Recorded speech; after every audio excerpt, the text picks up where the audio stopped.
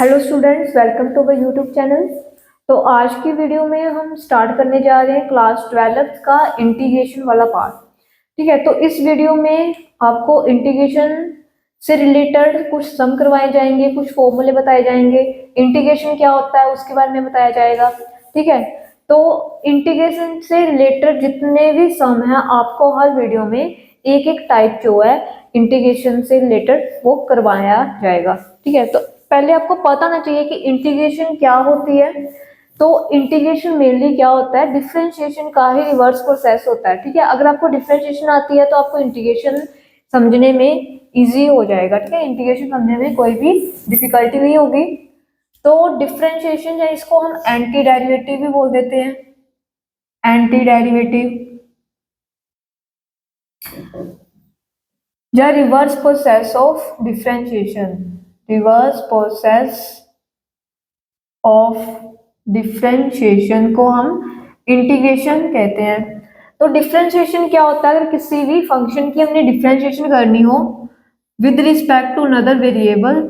ठीक है, तो डिफरेंशिएशन का मतलब होता है कि उस फंक्शन में कितना चेंज आया with respect to second variable के, कितने चेंजेस आया, मतलब rate of change of this variable with respect to another variable, वो आपका डिफरेंशिएशन हो जाता है। तो इंटीग्रेशन क्या हो जाएगा, उसका ही उसका उल्टा दो उसको। ठीक है, डिफरेंशिएशन को उल्टा दो तो इंटीग्रेशन बन जाएगी आपकी। तो ऐसे आपको पता है कि अगर आपको डिफरेंशिएशन निकालने आती है, डिफरेंशिएशन कैसे सोल्व करते हैं, जैसे आपने पढ़ा हुआ है कि कांस्टेंट की डिफरेंशिएशन क्या होती है, जीरो होती है कांस्टेंट की डिफरेंशिएशन। ठीक है, तो मैंने बोला कि इंटीग्रेशन क्या होगा, डिफरेंशिएशन का उल्टा होगा। तो अगर मैं जीरो का इंटीग्रेशन करूं, ठीक है, जीरो की इंटीग्रेशन करूं विद रिस्पेक्ट टू एक्स, तो वो आपको कांस्टेंट देगा। ठीक है, ओके। नेक्स्ट, डिफरेंशिएशन अगर किसी भी वेरिएबल वेरिएबल की डिफरेंशिएशन करो, वेरिएबल में आपके पास एक्स आ सकता है। ठीक है, एक्स की डिफरेंशिएशन करनी है विद रिस्पेक्ट टू एक्स, तो वो हो जाती है वन।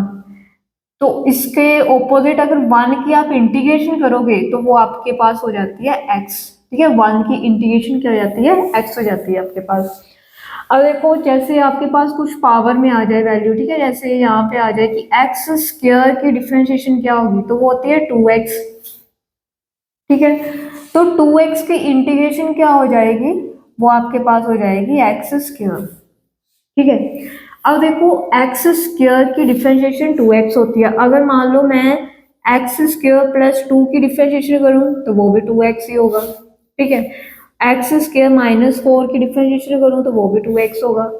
एक्स स्क्वायर माइनस 5 की डिफरेंशिएशन करूं तो वो भी 2x ही होगा। मतलब कि ये जो 2x की इंटीग्रेशन की है आपने एक्स स्क्वायर, ये किस वैल्यू की इंटीग्रेशन है, मतलब कौन से, इसके साथ आप कांस्टेंट भी तो ले सकते हो ना। एक्स स्क्वायर मतलब कि एक्स स्क्वायर के साथ कोई भी कांस्टेंट आ जाए तो सभी की डिफरेंशिएशन सेम ही रहेगी। तो इसीलिए हम यहाँ पे एक्स, अगर 2x की इंटीग्रेशन एक्स स्क्वायर है तो उसके साथ हम कांस्टेंट लगा देते हैं। मतलब कांस्टेंट c का मतलब होता है कि c की जगह पे कोई भी वैल्यू आ सकती है, 2 -4 -5, किसी भी कांस्टेंट को इसके साथ लोगे तो हर एक की जो डिफरेंशिएशन आपको 2x ही मिलेगी। ठीक है, तो इसलिए हम जो है इंटीग्रेशन में प्लस c लगाते हैं। ओके, तो आपको ये टर्म पता चल गई होगी। ठीक है, नेक्स्ट जो ट्रिग्नोमेट्री फंक्शंस होते हैं उनकी भी डिफरेंशिएशन देख लो। जैसे साइन एक्स की डिफरेंशिएशन क्या होती है, कॉस एक्स होती है। ठीक है, उसके बाद कॉस की डिफरेंशिएशन माइनस साइन एक्स।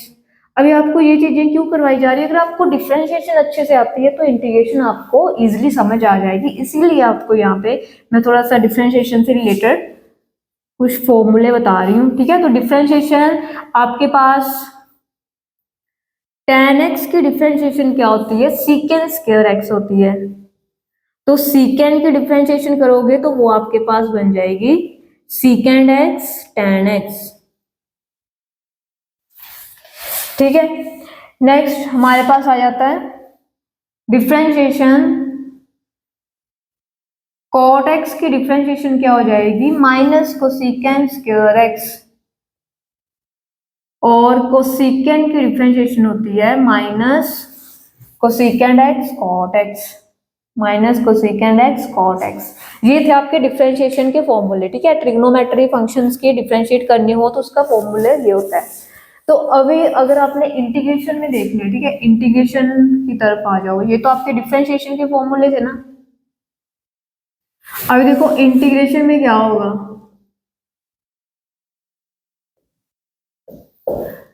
अभी मुझे साइन एक्स की इंटीग्रेशन करनी है, तो साइन एक्स की इंटीग्रेशन क्या हो जाएगी, माइनस उधर चला जाएगा ना, कॉज एक्स हो जाएगी, ठीक है, कॉज एक्स प्लस सी। तो कॉज एक्स की इंटीग्रेशन क्या हो जाती है, कॉस की इंटीग्रेशन क्या हो जाती है, साइन हो जाती है, ठीक है, sine x, positive sine x, ठीक है। Next secant square, secant square की जो इंटीग्रेशन होती है, सीकेंड स्क्वायर एक्स की इंटीग्रेशन आपके पास हो जाती है tan x plus c. Next secant x tan x की इंटीग्रेशन सीकेंड एक्स हो जाएगी, ठीक है, सीकेंड एक्स tan x की इंटीग्रेशन जो है वो आपकी सीकेंड एक्स हो जाएगी। नेक्स्ट आपके पास आएगा minus cosecant, sorry cosecant square की, माइनस दूसरी साइड चला जाएगा ना, तो कोसेकेंड स्क्वायर एक्स की जो इंटीग्रेशन होती है वो होती है आपकी कोट एक्स, और cosecant x minus cot x आएगा, और कोसेकेंड एक्स कॉट एक्स की जो इंटीग्रेशन होती है वो आपकी होती है माइनस कोसेकेंड एक्स प्लस सी। मतलब देखो यहाँ पे हर फॉर्मूला जो है डिफरेंशिएशन से रिलेट है, ठीक है। तो अगर आपको डिफरेंशिएशन के फॉर्मूले आते हैं तो आपको इंटीग्रेशन के फॉर्मूले भी आ जाएंगे, इजी होता है, कोई डिफिकल्ट नहीं है इसमें, ठीक है। तो ये थे डिफरेंशिएशन के फॉर्मूले और ये थे इंटीग्रेशन के फॉर्मूले, ठीक है। अभी देखो इंटीग्रेशन जो होती है वो भी दो टाइप्स की होती है, ठीक है, इंटीग्रेशन में भी दो टाइप्स है, आपने पढ़नी है।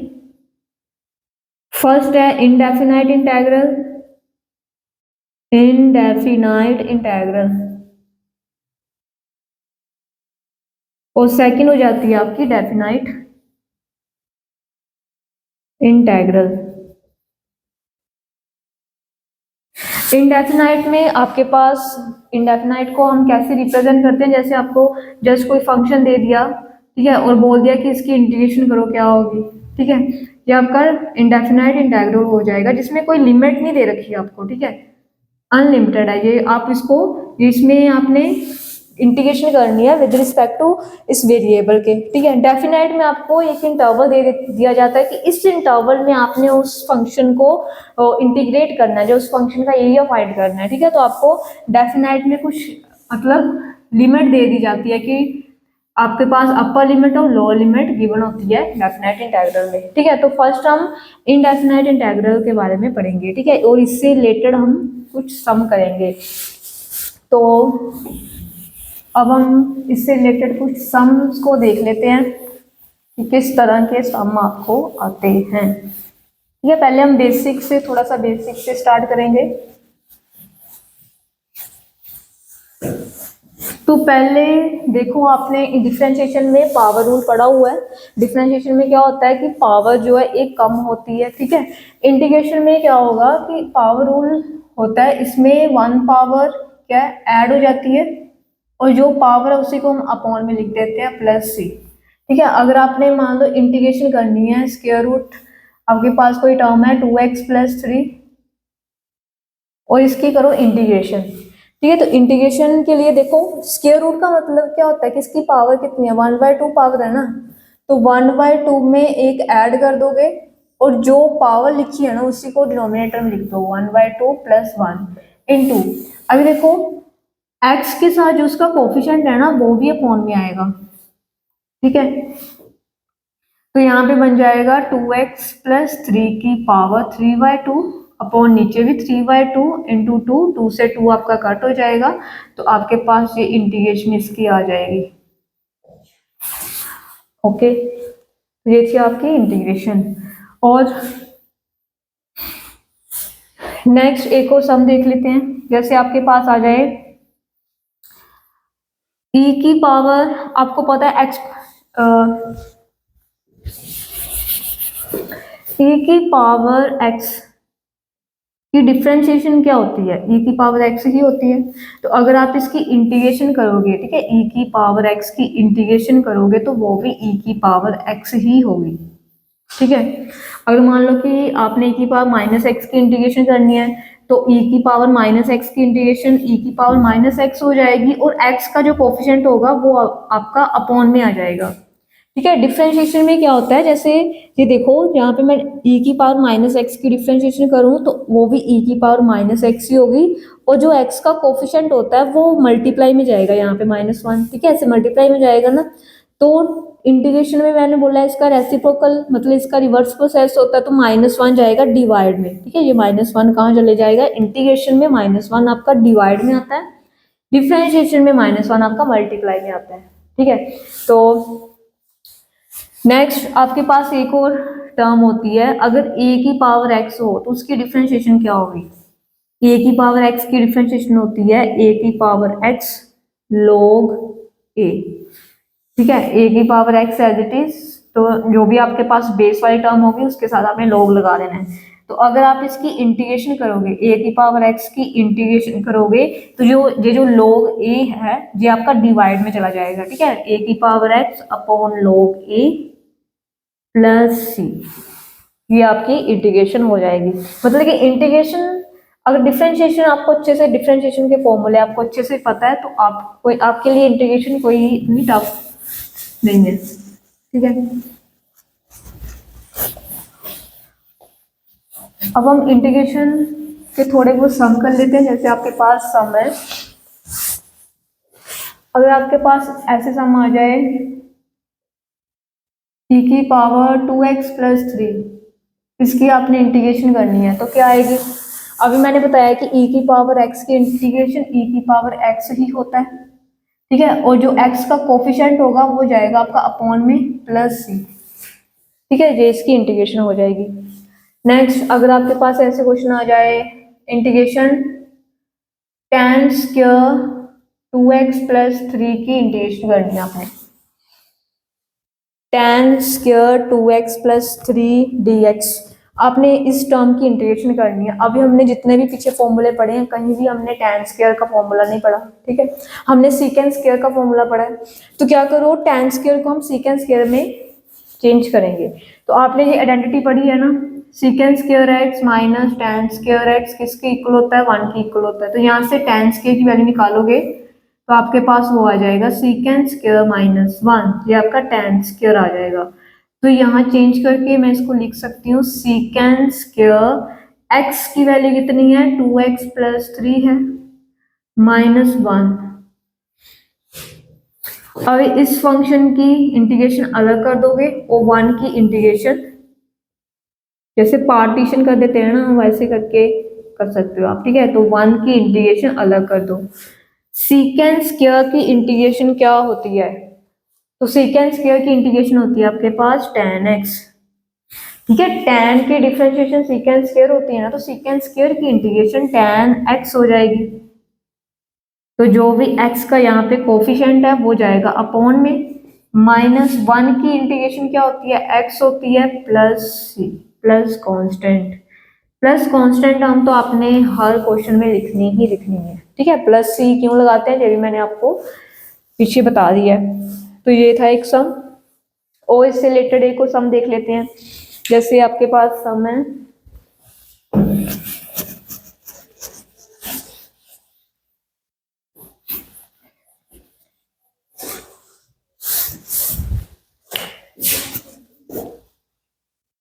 जैसे 2 की पावर x प्लस 1 माइनस 5 की पावर x माइनस 1 अपॉन 10 की पावर x।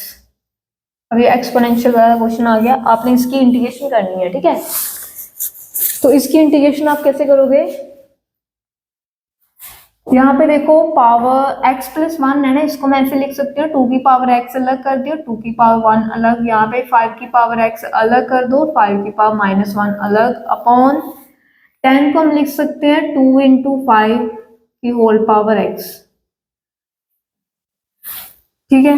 नेक्स्ट इनके डिनोमिनेटर अलग कर दो, 2 की पावर x इंटू 2 अपॉन यहाँ पे मैंने 2 की पावर x अलग कर दी और 5 की पावर x अलग कर दी, ठीक है। ये एक्सपोनेंशियल रूल है, ये लॉज लग रहे हैं, ठीक है। होल पावर हो तो इनकी पावर अलग करके हम इसको लिख सकते हैं। तो यहाँ पे भी हम अगर पावर प्लस माइनस में आए तो उसको ब्रेक करके हम इनको लिख सकते हैं, ठीक है। तो इसकी इंटीग्रेशन अलग कर देंगे, -5 की पावर x इंटू 5 की पावर -1 अपॉन इसका डिनोमिनेटर अलग कर देते हैं, 2 की पावर x इंटू 5 की पावर x dx। तो यहाँ पे देखो 2 की पावर x से 2 की पावर x आपकी कट हो रही है, 2 कांस्टेंट है तो कांस्टेंट को बाहर निकाल दो, 1/5 की पावर x dx आ जाएगा, माइनस यहाँ से 5 की पावर x से 5 की पावर x कट हो जाएगी, ये 5 की पावर -1 ना, 1/5 कांस्टेंट है ना तो बाहर आ जाएगा, तो 1/2 की पावर x dx बच जाएगा आपका। अब आपने इसकी इंटीग्रेशन करनी है, तो 5 की पावर x ऊपर जाएगी तो -x बन जाएगा ना, तो यहाँ पे भी 2 की पावर ऊपर जाएगी तो -x बन जाएगा। अभी हमने फॉर्मूला पढ़ा है कि a की पावर x की इंटीग्रेशन का क्या फॉर्मूला होता है, तो वो होता है a की power x upon log a, ठीक है। ये फॉर्मूला होता है आपके पास, तो ये फॉर्मूला हम यहाँ लगा देते हैं, आपके पास आ जाएगा 2, a कितना 5 है ना, तो 5 की पावर -x अपॉन a की power x upon log a, log a कितना 5 है। और देखो यहाँ पे x का कोफिशिएंट कितना माइनस, तो यहाँ पे माइनस भी लगाना आपने, ठीक है, -1/5, यहाँ पे भी 2 की power -x upon -log 2 plus, ये आपका आंसर हो जाएगा, ठीक है। तो एक ये थे आपके कुछ सम, ठीक है, ये तो सिर्फ बेसिक से सम थे। एक और क्वेश्चन हम देख लेते हैं। एक क्वेश्चन आपके पास आ जाता है कि अगर न्यूमिनेटर और डिनोमिनेटर दोनों साइड आपके पास पॉलिनोमियल आ जाए, ठीक है, इससे रिलेटेड एक क्वेश्चन है, वो आपकी बुक में ही है, ठीक है, स्पेक्ट्रम की बुक है ये +2 क्लास की, उसी में आपका ये सम है। तो सम क्या है, 2x + 1 अपॉन x - 1 dx।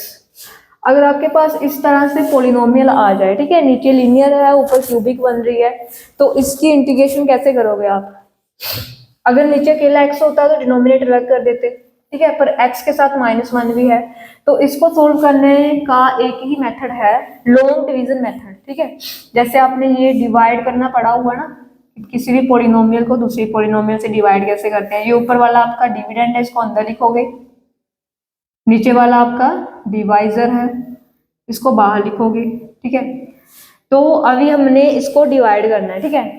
तो यहाँ पे मुझे चाहिए x की पावर 3, तो x की पावर 3 चाहिए तो इसको x स्क्वायर से मल्टीप्लाई करोगे तो x स्क्वायर आपका क्वोशंट आ जाएगा, यहाँ से मल्टीप्लाई करके इधर लिख दो -x², देन साइन चेंज कर दिए, ये कट हो जाएगा, 3 + 1 4x²।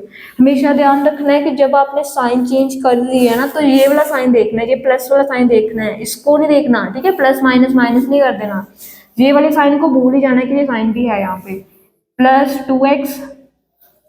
अभी मुझे यहाँ पे 4x² चाहिए, ठीक है, यहाँ मुझे मतलब फर्स्ट टर्म को एलिमिनेट करना होता है ना यहाँ, तो क्या करोगे, इसको 4 से और x से मल्टीप्लाई कर दो, 4x से मल्टीप्लाई कर दो तो 4x² बन जाएगा, 4x² - 4x, again sine change कर दोगे, ठीक है, तो ये वाली टर्म कट हो जाएगी, 4 + 2 6x, और +1 नीचे लेके आओ।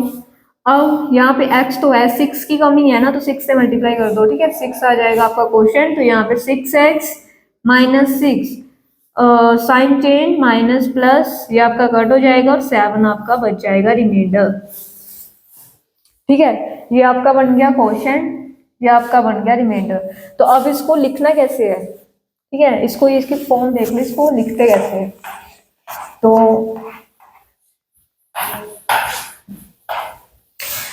देखो, अब इसकी आपने इंटीग्रेशन करनी है ना, पहले आता आपका क्वोशंट प्लस फिर आता आपका रिमाइंडर डिवाइड बाय डिवाइजर, इसको ऐसे लिखना होता है, ठीक है। क्वोशंट कितना आपके पास, क्वोशंट है x² + 4x + 6 प्लस रिमाइंडर कितना है 7 अपॉन डिवाइजर कितना आपका x - 1। अब इनकी आपने इंटीग्रेशन कर देनी है विद रिस्पेक्ट टू x। अब इसकी इंटीग्रेशन करना इजी हो जाएगा, ठीक है।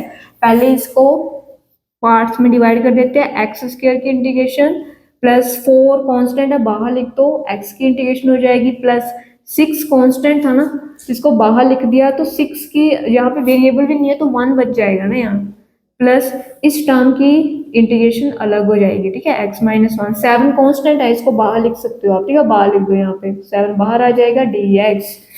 अब देखो एक्स स्क्वायर की इंटीग्रेशन क्या होती है, 2 में पावर ऐड होगी ना, 2 प्लस 1 3 अपॉन 3 प्लस 4, एक्स की इंटीग्रेशन पावर कितनी है 1, तो 1 प्लस 1 2 अपॉन 2, जितनी पावर है वो ये डिवाइड में जाएगी, ठीक है, प्लस 6, 1 की integration x plus 7, 1 upon x, 1 upon x की इंटीग्रेशन होती है log mod of x plus c, ठीक है।